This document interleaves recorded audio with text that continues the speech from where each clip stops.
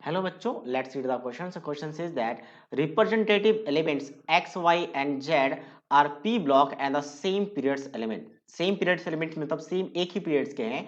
If the order of their magnetic moment in the group state is given x, y and z, मतलब x is greater than y, y is greater than z, then which of the following statement is incorrect regarding the given elements is.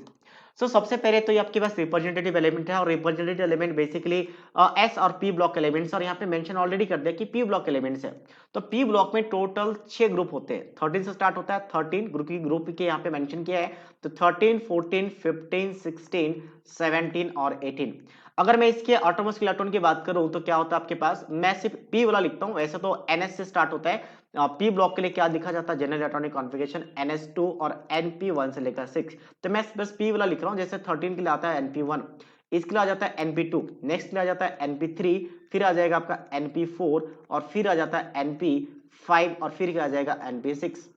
अब अगर हम बात करें तो magnetic moment के बारे में सिर्फ गिवन आपको ग्राउंड स्टेट में, और मैग्नेटिक मोमेंट का फॉर्मूला क्या होता है, न्यू से रिप्रेजेंट करते हैं, that is equals to under root of n into n plus 2 Bohr magneton, unit होता है बोहर मैग्नेटॉन। और n क्या है, तो वेर n की बात करें तो number of unpaired electron, number of unpaired electron को हम यहाँ पे क्या कहते हैं, n कहते हैं।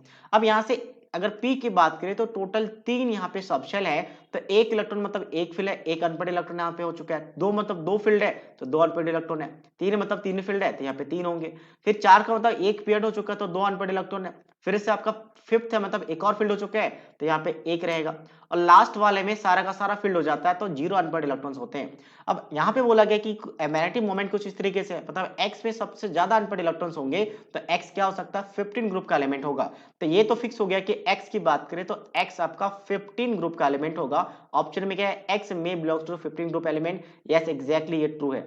हमें इनकरेक्ट ढूंढना है, इनकरेक्ट वाला। नेक्स्ट है y बिलोंग्स टू द 14, अगर x 15 है तो y 14, यस 14 हो सकता है, इससे कम है तो 14 हम y को मान सकते हैं कि ये आपका 14 ग्रुप का एलिमेंट हो चुका है, क्योंकि हम इससे कम मान लेंगे तो ये भी आपका क्या ट्रू है।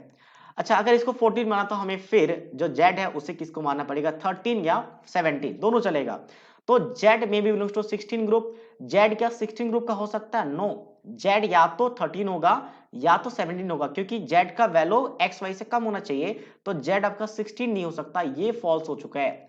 नेक्स्ट, z में भी बिलोंग्स टू 13 ग्रुप, यस अभी हमने डिस्कस किया, या तो 13 हो सकता है तो 17 हो सकता है, तो ये भी ट्रू है। तो फॉल्स यानी इनकरेक्ट ढूंढना था तो ऑप्शन सी आ जाएगा। So that means option C is the right answer of this question. So I hope you understood it well, all the best.